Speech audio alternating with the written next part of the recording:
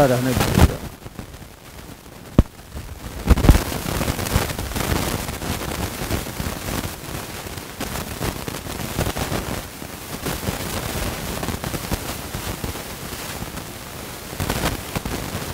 बंद हो गया।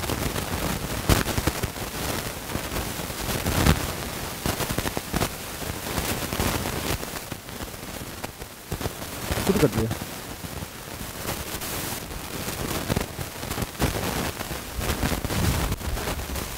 Good morning students.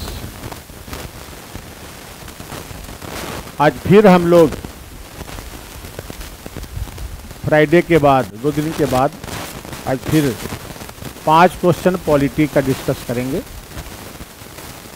पहला क्वेश्चन आपके स्क्रीन पर आ गया है। क्वेश्चन ये है कि उन मौलिक अधिकारों का चयन करें जो भारतीय नागरिकों को प्राप्त है लेकिन गैर नागरिकों को नहीं है। संविधान में केवल 5 ऐसे मौलिक अधिकार हैं जो केवल नागरिकों को प्राप्त होते हैं। Good evening Rahman. 5 ही हैं। एक है आर्टिकल 16, 15 है पहले, सामाजिक समानता का अधिकार।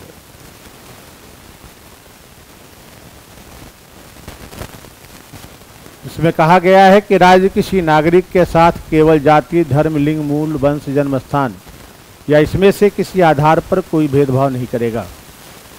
फिर है आर्टिकल 16, अवसर की समानता का अधिकार।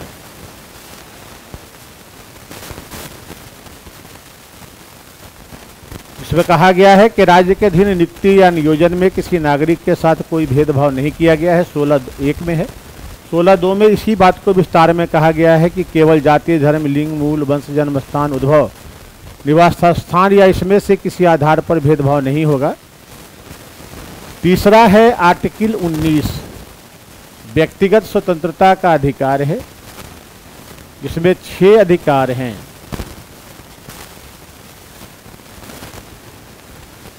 वाक़ई हुए व्यक्ति का संघ बनाने का, सम्मेलन करने का, आबाद संचरण करने का, भारत में कहीं भी बसने या निवास करने का या व्यापार कारोबार करने का। फिर है आर्टिकल 29, अल्पसंख्यक वर्गों को अपनी विशेष भाषा, लिपि और संस्कृति के संरक्षण का अधिकार है और संस्कृति का संरक्षण।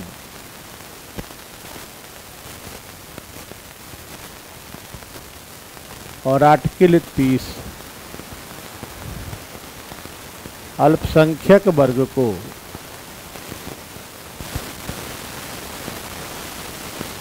शिक्षण संस्थान स्थापित करने का अधिकार है। ये 5 हैं जो केवल नागरिकों को है। शेष सारे अधिकार नागरिकों के साथ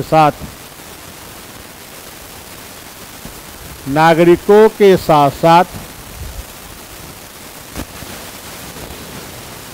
विदेशियों को भी यानी गैर नागरिकों को भी प्राप्त है।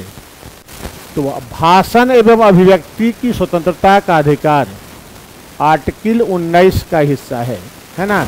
19 में है, 19(1) क में है, इसलिए ये नहीं होगा क्योंकि 19 केवल नागरिकों को है।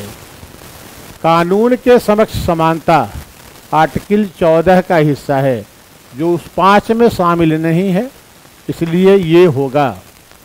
अल्पसंख्यकों के अधिकार ये दोनों हैं, इसलिए ये अधिकार जो है कितना है, 29-30 है। ये अधिकार केवल नागरिकों को है। जीवन और स्वतंत्रता का संरक्षण आर्टिकल 21 का है ना हिस्सा। तो 1 और 4 होगा, यानी ये वाला सब होगा। जीवन स्वतंत्रता 21 का हिस्सा है ना। इसमें कहा गया है कि प्राण एवं दैहिक स्वतंत्रता का अधिकार, तो ये हो जाएगा। और तो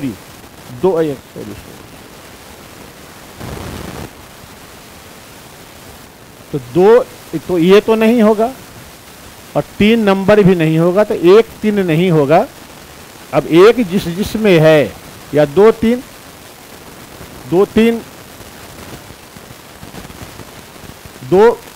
तीन भी नहीं होगा तो ये भी नहीं होगा, तो 2 और 4 सभी के लिए है, नागरिक और गैर नागरिक सभी को प्राप्त होता है। 2 और 4। एक विधेयक जो संसद में प्रस्तुत किया जाता है, कौन सी क्रिया के बाद अधिनियम बन जाता है? संसद के दोनों सदनों से पारित होने के बाद अधिनियम नहीं बनता है। संसद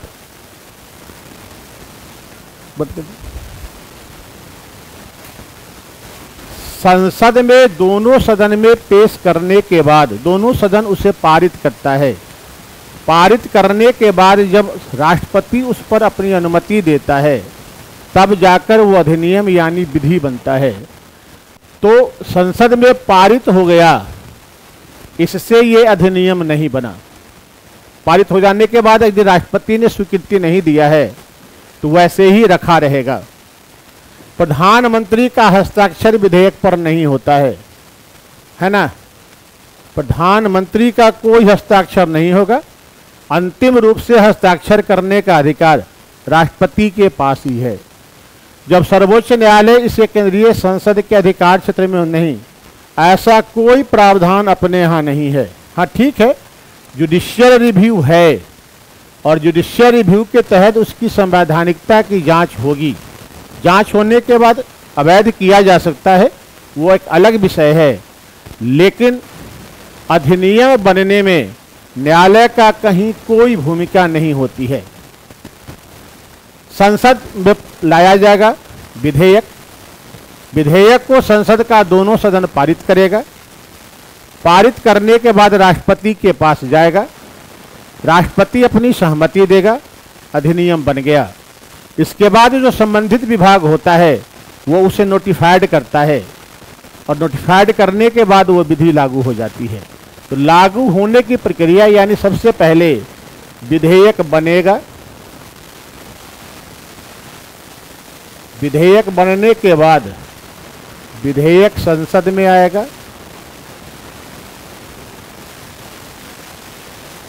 संसद में आने के बाद संसद द्वारा पारित होगा,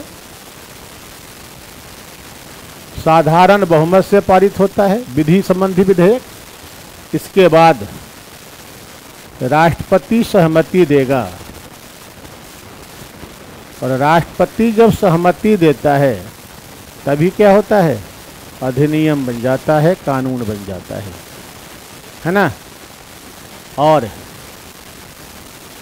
अधिसूचित होगा, विभाग के द्वारा अधिसूचित किया जाता है, तब विधि लागू हो गई। पूरी प्रक्रिया ऐसे चलती है।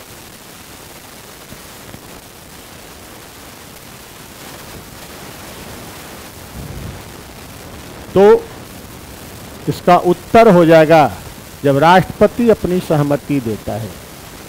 ये प्रक्रिया चलती है। पहले विधेयक संबंधित विभाग बनाता है, वहां से संसद के किसी सदन में यानी संसद में आ गया, संसद का दोनों सदन पारित करेगा, तब विधेयक राष्ट्रपति के पास जाएगा, राष्ट्रपति अपनी सहमति देंगे तो अधिनियम बन गया। फिर संबंधित विभाग उसे नोटिफाइड करेगा, अधिसूचित करेगा। इसके बाद विधेयक विधि का रूप लागू हो गया, विधि के रूप।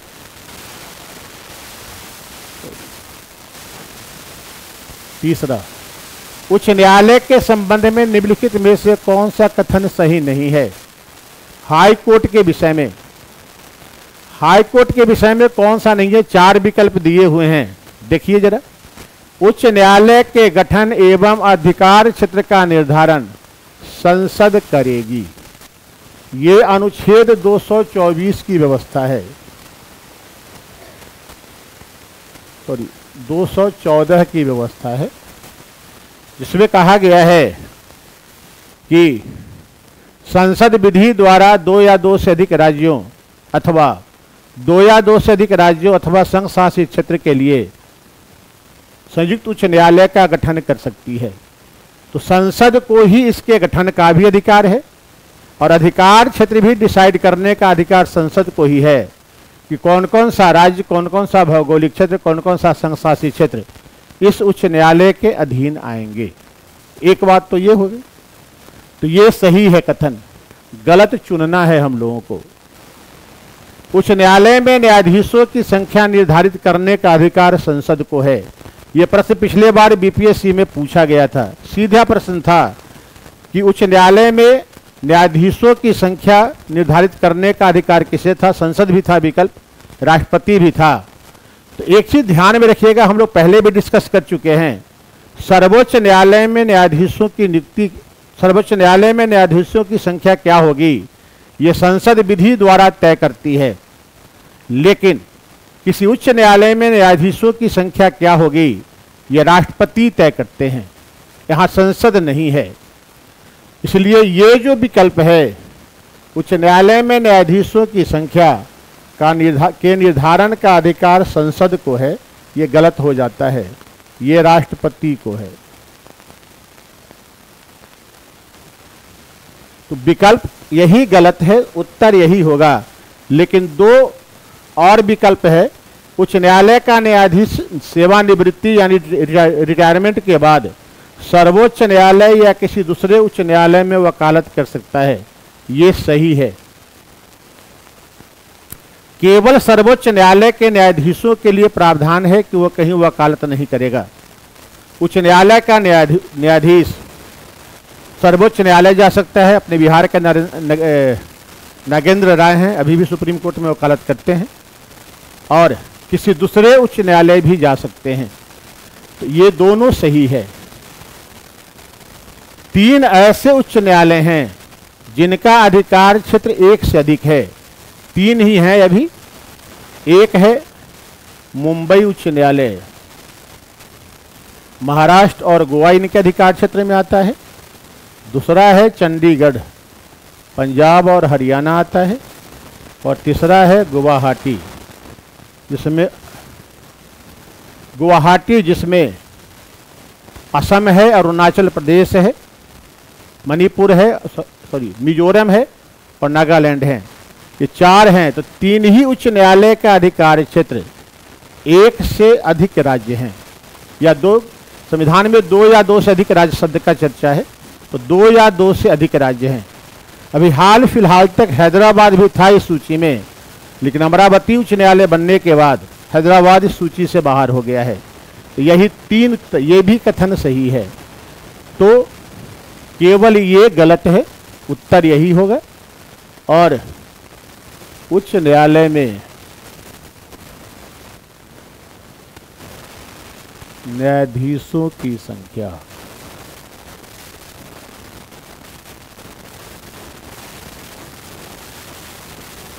राष्ट्रपति निर्धारित करता है।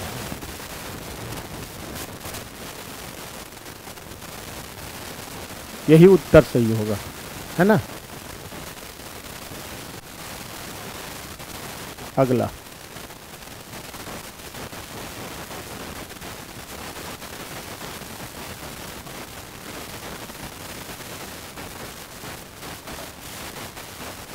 मौलिक कर्तव्य के संबंध में निम्नलिखित में से कौन सा कथन सही नहीं है? गलत चुनने से पूरे टॉपिक के डिस्कशन होने की संभावना रहती है। 42वें संशोधन 1976 के द्वारा संविधान में 10 मौलिक कर्तव्य जोड़े गए, ये तो सही है। ये 10 जोड़े गए थे स्वर्ण सिंह समिति की अनुशंसा पर।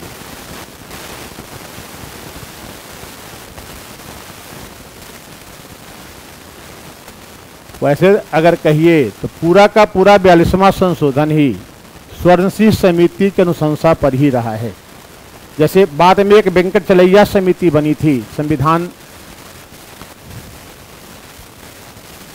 पर विचार करने के लिए कि संविधान में क्या कुछ परिवर्तन किया जा सकता है, वैसे ही इंदिरा गांधी के समय में स्वर्ण सिंह समिति बनी थी। 86वें संशोधन 2002 के द्वारा संविधान में 11वां कर्तव्य जोड़ा गया, ये भी जोड़ा गया है, ये भी सही है, ये तो सही था ही। 11वां कर्तव्य जोड़ा गया है, माता पिता या संरक्षक बच्चों को शिक्षा का अवसर उपलब्ध कराएं।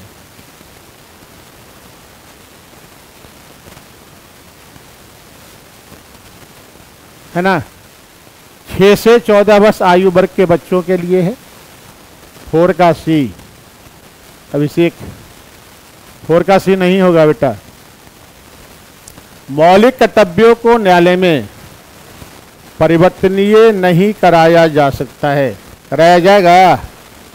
मौलिक कर्तव्य और निदेशक तत्व न्यायालय में वाद योग्य नहीं है, यानी न्यायालय के आदेश से लागू नहीं कराया जाएगा, है ना। हाँ, अगर उल्लंघन कीजिएगा विधि में उसके लिए सजा का प्रावधान है तो सजा भी मिलेगी। जैसे सार्वजनिक संपत्ति की रक्षा करें, कर्तव्य है, फिर भी सार्वजनिक संपत्ति की रक्षा नहीं की जाती है। हम लोगों को जब भी गुस्सा आता है सार्वजनिक संपत्ति को में ही तोड़फोड़ शुरू कर देते हैं, आगजनी।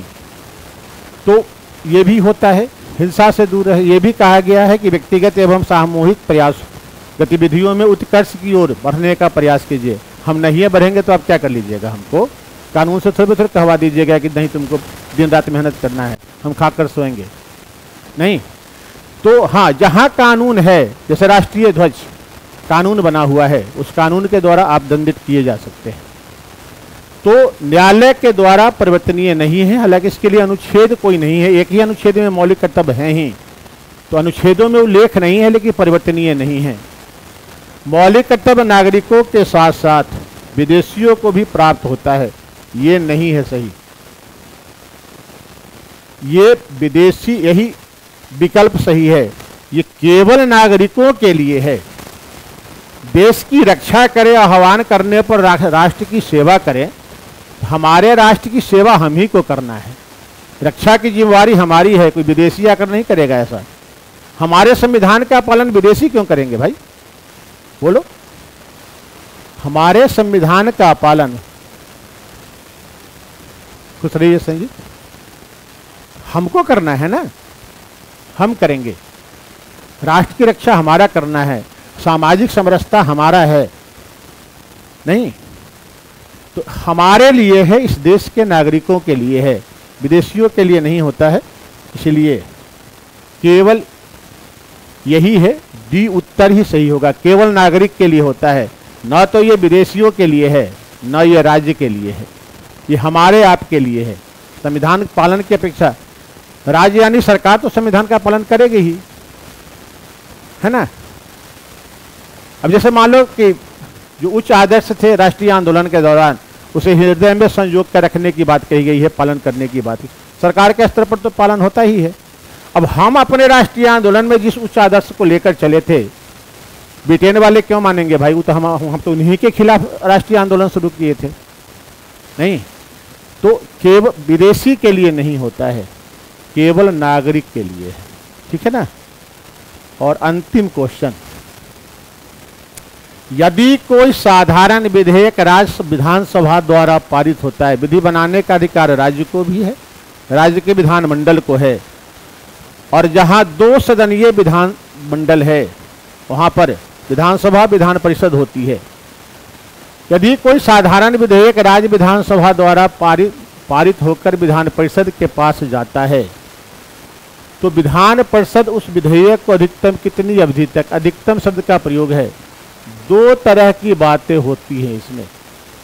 अगर विधानसभा किसी विधेयक को पारित करती है, पारित करने के बाद विधान परिषद के पास भेजती है, तो एक बार में, पहली बार में, एक बार में अधिकतम 3 माह,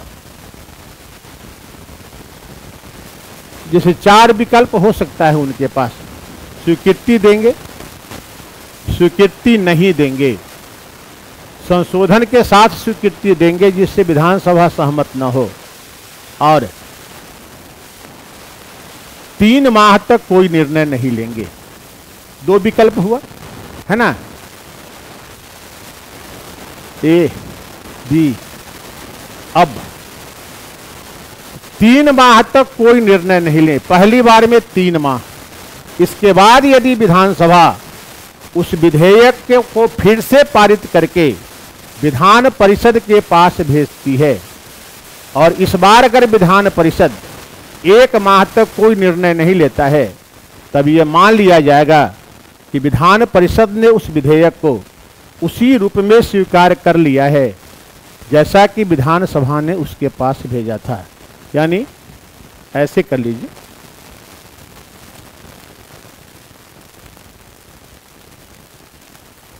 पहली बार में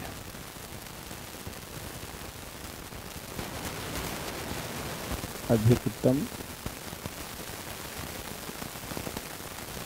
3 माह तक, नहीं, अधिकतम 3 माह तक ए, और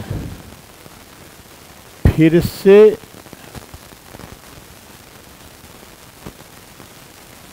पास कर विधानसभा द्वारा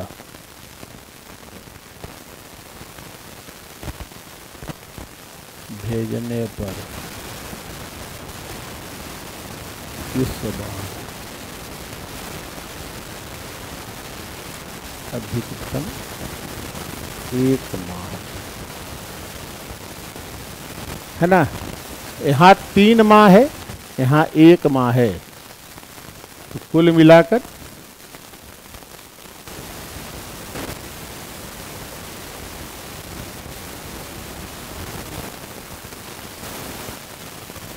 तीन माह प्लस 1 माह, 4 माह, अधिकतम 4 माह तक रोक कर रख सकता है। विकल्प डी सही है ना। पहली बार भेजता है, 3 माह तक कोई निर्णय नहीं लेता है, उसके बाद विधानसभा फिर से पास करके भेजता है, इस बार 1 माह तक कोई निर्णय नहीं लेता है, तब मान लिया जाएगा कि विधान परिषद ने उसी रूप में विधेयक को स्वीकार कर लिया है जैसा कि विधान सभा ने उसके पास भेजा था। यानी कुल मिलाकर 3 1 4, यानी 4 माह तक विधान परिषद विधानसभा द्वारा पारित किसी विधेयक को अपने पास रोक के रख सकता है। तो 4 माह उत्तर होगा डी। तो आज तक के लिए इतना ही है, समझने का प्रयास करेंगे, क्रॉस क्वेश्चन भी किया कीजिए। आंसर लिखकर भेजते हैं अच्छा लगता है, लेकिन क्रॉस क्वेश्चन भी भेजिए, इससे और अच्छा हो जाएगा। तो फिर कल आते हैं 5 क्वेश्चन के साथ। आज तक के लिए इतना ही, धन्यवाद।